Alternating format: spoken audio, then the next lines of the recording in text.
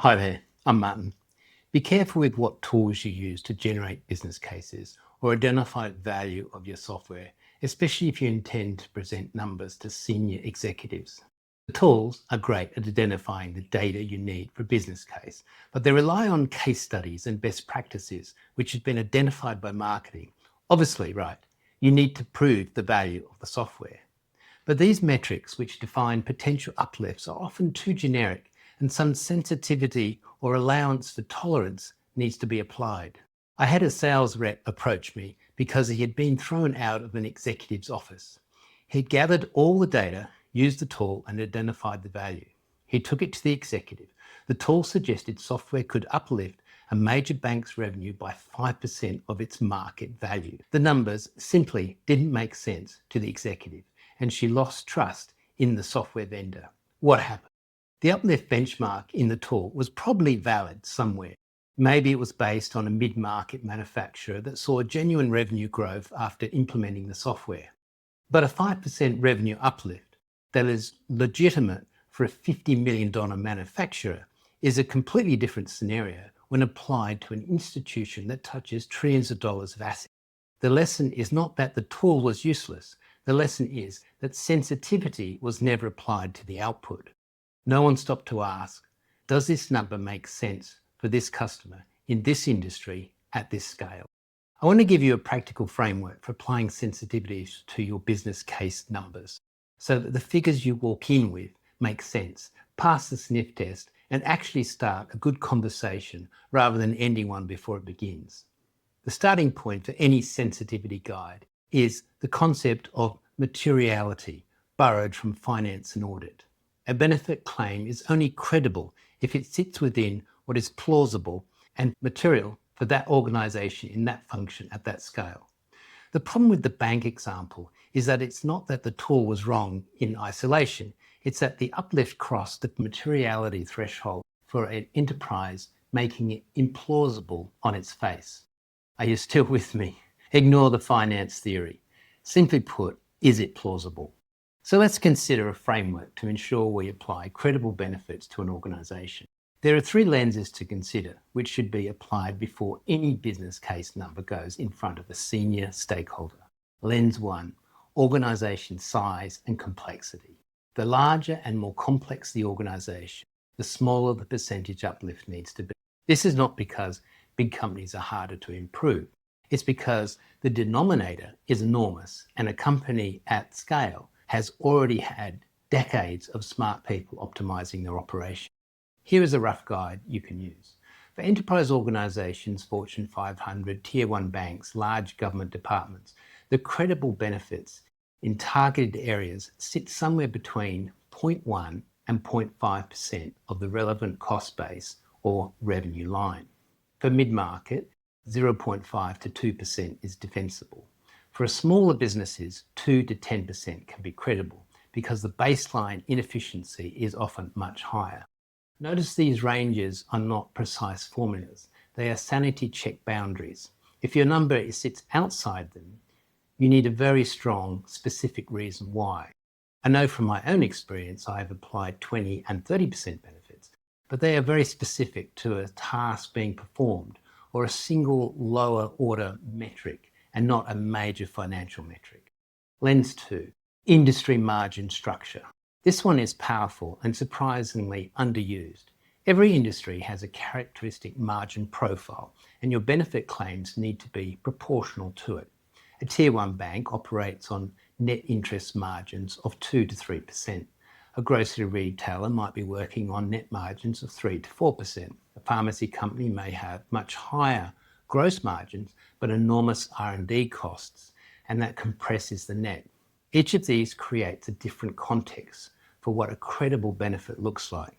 The rule of thumb I use is this: your total claim benefit applied across the whole business should never exceed the industry's typical net margin as a percentage. If the industry nets 5% and you are claiming a 7% benefit across the organisation, you are implicitly saying your software is worth more than the entire business makes in profit. That will not survive contact with a CFO. Now, this rule relaxes when you are talking about a specific contained function.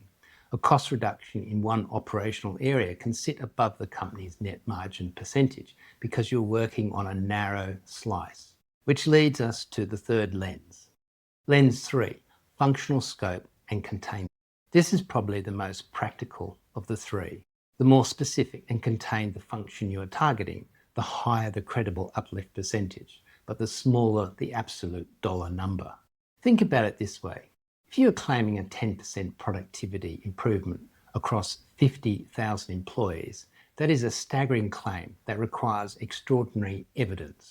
But if you're claiming a 10% productivity improvement for a specific operational team of 200 people running a specific manual workflow, that is entirely believable. You have named the room. You have not tried to claim the whole building. This is why I always encourage breaking the business case down into specific capabilities. A cost reduction in a particular function, a revenue uplift for a specific product line, a productivity gain in one operational team. The moment you aggregate everything to an enterprise level, you lose the credibility applied to a specific case. And keep it to three core metrics, three things that generally move the needle for this customer, not 12 metrics across 8 dimensions, three clear, specific, defensible numbers. Let me give you 3 practical checks you can run before any business case goes in front of an executive. These are quick, they take maybe 10 minutes, and they will save you from being asked to leave the room. Check 1. Anchor to absolute dollars. Convert every percentage claim into an absolute dollar number immediately. A 5% productivity uplift sounds reasonable in isolation, but a 5% productivity uplift across 10,000 knowledge workers at an average loaded cost of, say, $100,000 each is $50 million. Is that a credible benefit for your software in that specific context? Maybe it is. But you need to look at that number in dollars and ask the question explicitly, not hide behind the percentage. Percentages are where credibility collapses. Dollars are where reality lives. Check 2. Benchmark against their own public statements. Before you walk in, read the annual report. Listen to the last earnings call. Look at what the CFO considers a material improvement. If the CFO stood up in front of analysts last quarter and celebrated a 0.3% improvement in their cost-to-income ratio, that is the language your business case should speak. That is the scale of number that registers as meaningful in their world. If you are claiming improvements that dwarf what their own leadership team celebrates publicly, you have a problem. And conversely, if you are claiming something so small it would not be mentioned, you may have undersold yourself. Either way, the public statements are your compass. Check 3, the earnings call test. Ask yourself this simple question. If this benefit were achieved, would it be material enough to mention on an earnings call? If your answer is yes, your claim is almost certainly too large unless you are genuinely selling a transformational, multi-year program at the highest level.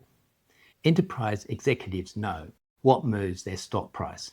If you are claiming that kind of impact from a software implementation, you'd better have extraordinary evidence. If the answer is no, you're probably in the right zone. You are claiming something real and meaningful within a specific area without overreaching into territory that strains credibility.